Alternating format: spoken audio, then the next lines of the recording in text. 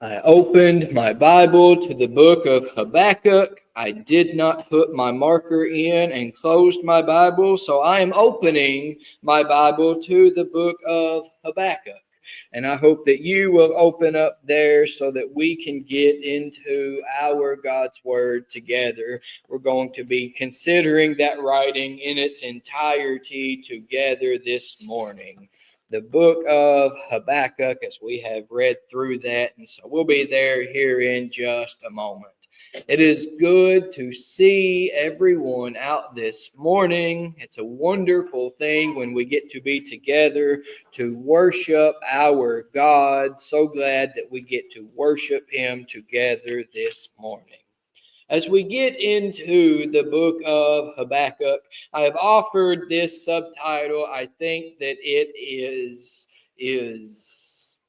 the best encapsulation, even a quotation from the book in its entirety, that the righteous or the just shall live by faith. And we want to see that playing out inside of this book as we walk through it together. As we get into Habakkuk chapter 1, we do open up. Habakkuk is going to have a couple of different complaints. He will offer his first complaint, and then God will give answer to that complaint. And then as God gives answer, he's going to have another complaint. Let's look in verses 2 through 4 here. O Lord, how long shall I cry for help, and you will not hear? Or cry to you violence, and you will not save? Why do you make me see iniquity, and why do you idly look at wrong? Destruction and violence are before me. Strife and contention arise. So the law is paralyzed, and justice never goes forth. For the wicked surround the righteous, so justice goes forth perverted. Here Habakkuk would make clear to us as he brings his plea to God, how long am I going to have to continue to bring these things to you? How long am I going to have to continuously make these things known to you? And you continue not to listen. You continue not to answer this prayer that I have offered up. Before we really come to making application out of that overall point, let me just quickly point out that as Hosea, I may do that several times this entire week of study as I've worked with Habakkuk. I said Hosea in my mind, and I do not know why. This entire time, Habakkuk has been praying. He's coming to a point that he's saying, when are you going to answer? But what would that say to us about the number of times that he has prayed? What would that say to us about the number of times that he has brought himself to God and he said, look at all of this unrighteousness that is going on. Look at all of this wickedness and this evil. And he hasn't stopped praying. He has continued to carry himself to God in this way. And I do think that that is a noteworthy thing for us to see, for us to be able to make the application. We've just took ourselves to God in prayer so many times, and we say, where's the answer? That would not be a discouragement to us, that we would learn from Habakkuk, that we would continue to take those things to God in prayer. But now let's make application of his overall point, of what he is saying to God here, where he says, there's so much wicked, there is so much evil, and you don't seem to be doing anything about that. How many times do I have to bring myself to you and nothing is done? We ever prayed that prayer? Have we ever felt that way, that we look around us, we see the wickedness of our world, and we say, how long is that going to be allowed to go on? How long is that going to be allowed to exist? God, when are you going to take care of that which is wicked? So as we step into this story, I think the very first application that we need to make and to see, as Habakkuk brings this to God, God does not come to him and say, you know what, how dare you? Habakkuk does come to God with an honest question.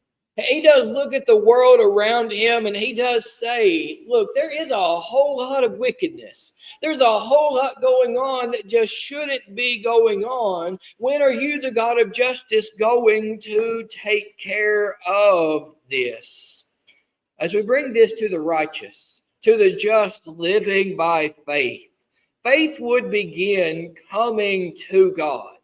Faith would begin saying, hey, I have some questions here, and I am going to ask you these questions. Too many would take their questions and they would say, I'm going to run in the opposite direction.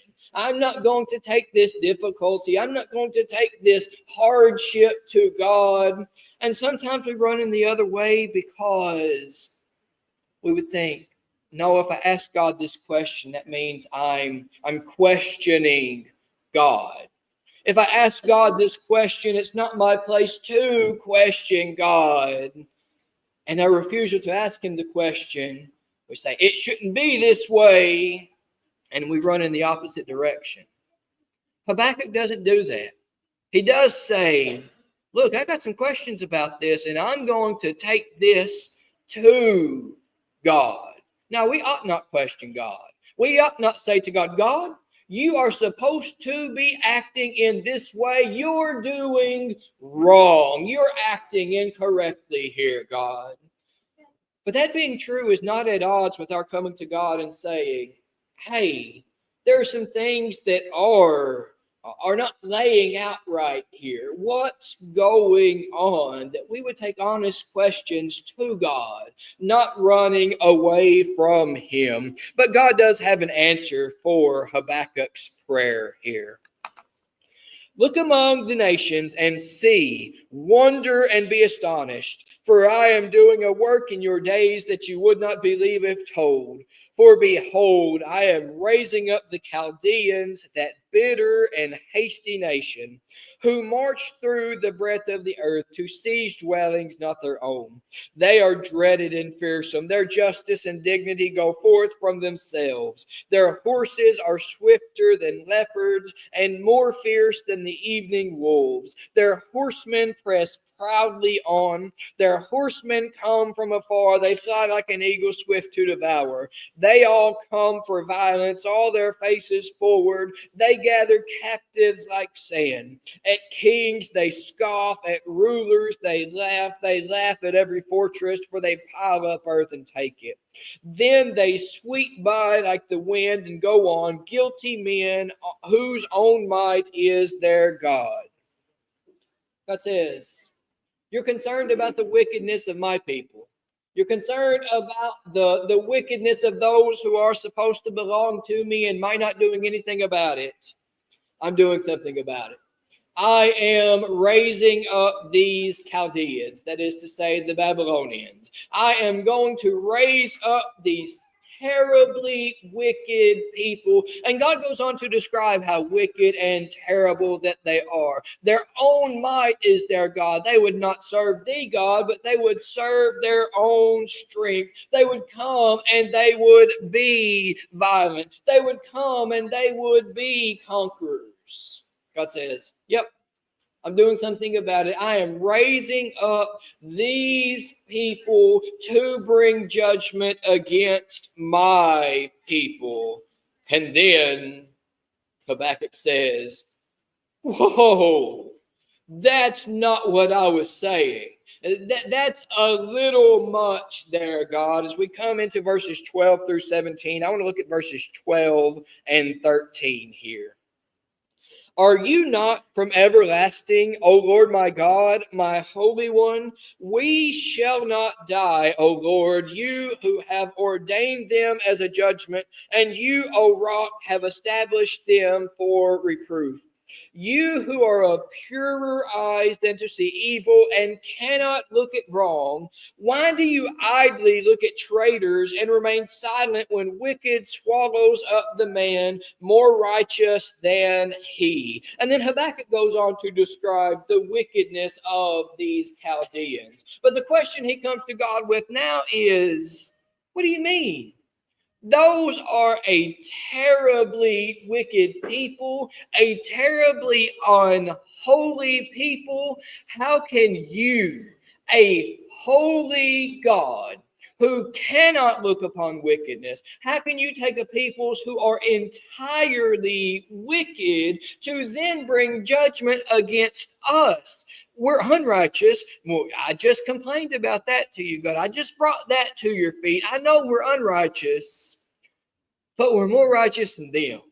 How can you take someone so wicked to bring this judgment against us? And now let's move into chapter 2 and see what Habakkuk says here. I will take my stand at my watchpost and station myself on the tower and look out to see what he will say to me and what I will answer concerning my complaint.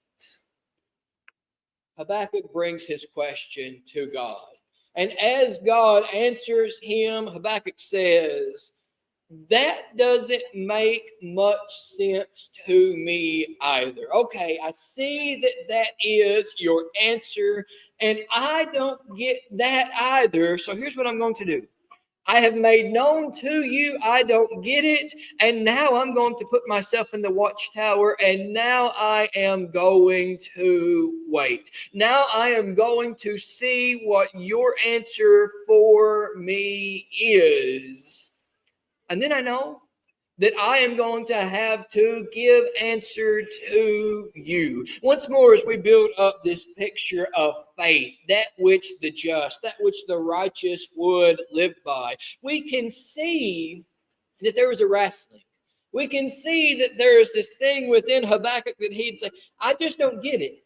Even as you have given answer to me, I don't get it. As I have replied to your answer, I just don't get it. Now, what will you say? And if I've come against you in any way in this, I'm going to have to give answer to you. I am wrestling here, but you will see that Habakkuk has not given up faith in God. He says, I'm going to sit here. I'm going to trust you. I'm going to wait on you and on your answer. So then we will come to God's answer as we move into verses 2 and 3 here. And the Lord answered me, write the vision, make it plain on tablets, so he may run who reads it. For still the vision awaits its appointed time. It hastens to the end, it will not lie. If it seems slow, wait for it. It will surely come, it will not delay. God's very first answer is, I'm going to do exactly what I promised.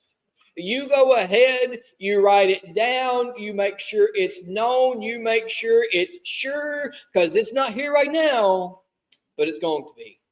I'm going to do exactly what I said I was going to do. I am going to raise up the Chaldeans, this terribly wicked nation. They are going to bring judgment against you, my people. And whether you understand it or not, Habakkuk, this is what I'm going to do. So you write it down and you make sure that it is a known thing. It is a sure thing that is going to happen. And then we come into verses 4 and 5.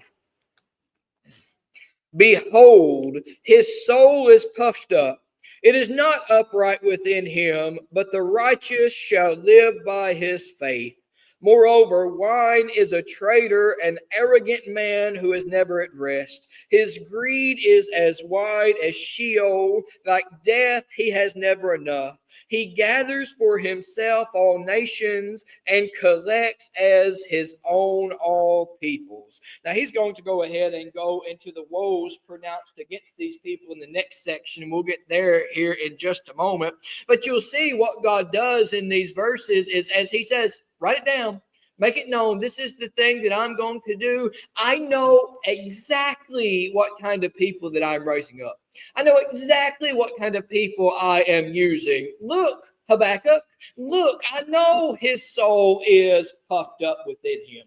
I know he is a proud man. I know he lives by his pride and he lives by his own strength. I know that is the kind of person that I am bringing in judgment against you.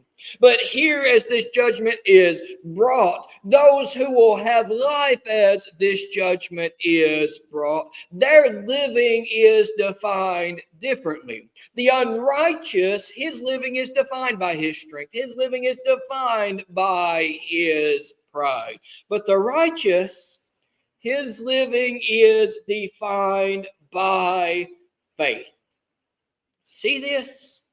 In the context of the destruction that God is bringing against his people, where he holds up Babylon as this picture of the one who is proud and he lives by his strength. But the righteous, he lives by faith in God, not by his strength, not by his own power, but by that which God will do. Do you see that laid out in the overall book, where you come out of that first chapter and Habakkuk says, hey, I don't get this. Even as you answer me, I don't get this. And then God says, I'm going to do what I said I was going to do. Now, what are you going to do with it? Will you trust in yourself, like the Babylonians? Or will you put your faith in me? Will you trust in me? Because that is where life is. Even as destruction would come upon you, even as difficulty and hardship would come upon you, even if you are called to lose your physical life in all of this, life living is in faith.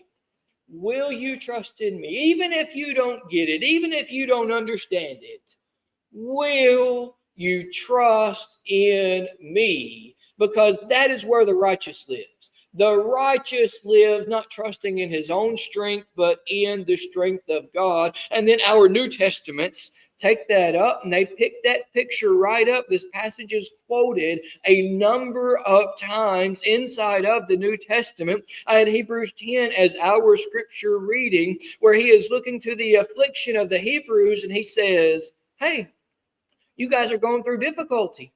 You guys are going through hardship, but don't shrink back. Be people of faith. Don't turn away because of difficulty and hardship. The righteous, the just, shall live by faith. That is what he says in his opening answer to Habakkuk here. Are you going to put your faith in me, even if you do not understand what I am doing? But then he comes to answering more directly the question that Habakkuk would have for us here, that he would say to him, don't worry, I am going to judge Babylon as well. I am raising them up to bring judgment against you, my people, but they are not going to stand unjudged themselves. Once more, I'm not going to read the entirety of verses 6 through 20 here, I want you to see as you do read through it, God is going to take several woes that he would pronounce upon the Babylonians here, and he's going to bring this woe against them. He is going to come in judgment against them. I do want to take note of a couple of verses here. As we look in verse 16, you will have the feel of shame instead of glory. Drink yourself and show your uncircumcision. The cup in the Lord's right hand will come around to you, and utter shame will come upon your glory. Jumping to verse 20. But the Lord is in his holy temple. Let all the earth keep silence before him. He makes this statement in verse 20 after condemning them for their idolatry, that he would say, you can have your idols in your temples. That doesn't mean anything. I am in my temple, and no one's going to be able to speak a word against me. I stand exalted above you. I stand in power above you. I'm going to come in judgment against you, and you're not going to stand up in the courtroom and have a defense. All of the earth will be silent before me as I make this judgment. As you would come, and again, these woes, this pronouncement is being made upon Babylon, as you would come in your own glory, as you would come in your own strength, don't worry, I'm going to overcome that. I'm going to turn that over. I'm going to pour out my strength upon you, which is what we read in verse 16. Drink yourself and show your uncircumcision. Here, the cup in the Lord's right hand, it's going to be given to you. You are going to drink of my judgment against you. And so his overall answer to Habakkuk here is, yes, I'm raising them up to bring judgment against my people. Yes, I'm going to use a wicked peoples to accomplish my will, but that does not mean I'm going to let their wickedness stand. That does not mean that I'm going to let them go unjudged. I am going to judge them. Now, Habakkuk, whether you understand that or not, whether you're fully able to wrap your mind around that or not, will you take that? Will you take my will and put your faith in me? Because that is how the righteous live. That is how the just live. And so let's see what Habakkuk is going to do with that. Let's read these first 15 verses here. A prayer of Habakkuk the prophet according to Shigionoth. O Lord, I have heard the report of you, and your work, O Lord, do I fear. In the midst of the years, revive it. In the midst of the years, make it known. In wrath, remember mercy. God came from Teman, and the Holy One from Mount Paran, Selah. His splendor covered the mountains, and the earth was full of his praise. His brightness was like the light. Rays flashed from his hand, and there he veiled his power. Before him went pestilence, and plague followed at his heels. He stood and measured the earth. He looked and shook the nations. Then the eternal mountains were scattered. The everlasting hills sank low. His were the everlasting ways. I saw the tents of Cushan in affliction. The curtains of the land of Midian did tremble. Was your wrath against the rivers, O Lord? Was your anger against the rivers, or your indignation against the sea when you rode on your horses, on your chariot of salvation? You stripped the sheath from your bow, calling for many arrows, Selah. You split the earth with rivers. The mountains saw you and ride, and raging waters swept on, and deep gave forth its voice. It lifted its hand on high. The sun and the moon stood still in their place, at light of your arrows as they sped. At the flash of your glittering spear, you marched through the earth in fury. You threshed the nations in anger. You went out for the salvation of your people, for the salvation of your anointed. You crushed the head of the house of the wicked, laying him bare from thigh to neck, Selah. You pierced with his own arrows the heads of the warriors who came like a whirlwind to scatter me, rejoicing as if to devour the poor in secret. You trampled the sea with your horses, the surging of mighty waters. We come to this section of poetry where Habakkuk begins praying to God. And he looks back historically and he says, here was a time, Lord, when you came out for the salvation of your peoples. Here was a time when you came against the enemies of your people. I look back and I see that you have acted in this way. And as he brings up this remembrance, notice what he says in verse 2. In wrath, remember mercy. I want you to see that this is what he says right here.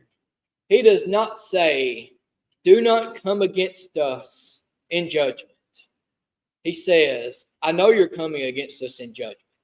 You made it abundantly clear that you are. You told me to write it down and make it known that it is sure. But as you exercise this wrath, and I look back to your previous giving of salvation, remember your mercy. Don't let it be as bad as it could be.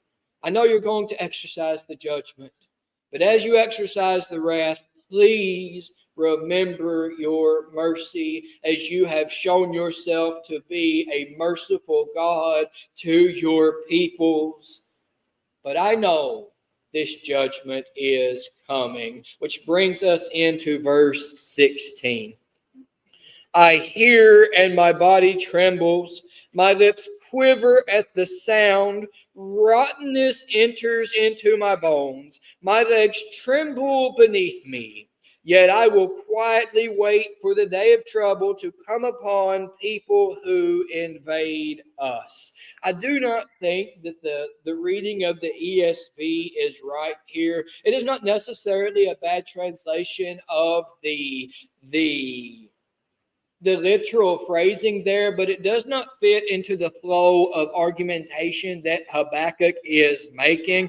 He is looking at the judgment that is to come upon them, and his waiting here is not for the judgment to be brought against the people. His waiting here is for this day to come. I prefer the New American Standard, which reads in the latter part of this verse, because I must wait quietly for the day of distress, for the people to arise who will invade us. That seems to be Habakkuk's thought here, that he'd say, you've made it sure, you've made it known, and now I have to wait for this day, just trembling, just absolutely terrified here. And so we're left with the thought, what's Habakkuk going to do with that? As the book opens up with a question for God. God, what are you going to do with this? And it continues. I don't like what you're doing with that, God. I'm wrestling with faith here. That we would come to this prayer. Father, I look to your mercy. I know that judgment is coming, and I'm terrified of it. How's Habakkuk going to end? Because a wrestling can go in one of two ways. Will he walk away? Will he say, I will not put my trust in you? Or will he say, no, I will be righteous. I will live by faith. So that we close the book out, verse 17. Though the fig tree should not blossom, nor fruit be on the vine, the produce of the olive fail, and the fields yield no food, the flock be cut off from the fold, and there be no herd in the stalls. Yet I will rejoice in the Lord. I will take joy in the God of my salvation. God, the Lord, is my strength. He makes my feet like deer's. He makes me tread on my high places. To the choir master with stringed instruments, ending in that way because this is a psalm. It is poetry set forth to music here. What's he say? Verse 17 is, even if all of these terrible things happen, there's no fruit in the land. There's no blessing in the land. This judgment comes upon us, and it is absolutely terrible, even right in the middle of that. Yet I will rejoice in the Lord. I will take joy in the God of my salvation. You know why? Because I'm going to be the righteous who lives by faith. He makes me strong. I do not live trusting in my own strength. I do not live as the unrighteous, puffed up and proud. I will live as the righteous, trusting in God, such that we would walk away with this final lesson. Sometimes life is difficult and hard. In the case of God's people here, it was going to be difficult and hard because God was bringing his judgment against them. But I think that we can take this and we can apply it broadly. Sometimes things are difficult and they are hard, whether it's our own fault or not. And we would ask the question, what do we do in a difficult and a hard place? The starting place for that is taking a difficult and hard thing to God. God, I don't get it, and it just doesn't make any sense to me, but where else can I go? I can only bring this to you again and again and again. I have to trust you. If I'm going to be right in your eyes, if I'm going to be righteous, I have to put my faith in you. And even when the answer then is, the hard thing is going to be. The hard thing is going to endure. And we are tested once more what our answer to that might be. Then we would come once more with Habakkuk and we would say, there's a singular place of rejoicing here. There's a singular place of joy here. And it's not in ourselves. It's not in our own strength. It's not in unrighteousness. But that the righteous would live by faith. That we would take our joy and our rejoicing in the Lord. Because he is our strength. And he gives us what we need in that place of difficulty. That is the point of that last phrasing. He makes my feet like deer's. He gives us what we need in that time of difficulty to take us into the place that we need to be. That we would learn from Habakkuk here. That we do not run from God when things are difficult, but that we would run all the closer to him and find our joy in him. And it's just a wonderful story to see that in. So that as we bring these things to a close this morning, we would end by asking, whose strength do you trust in?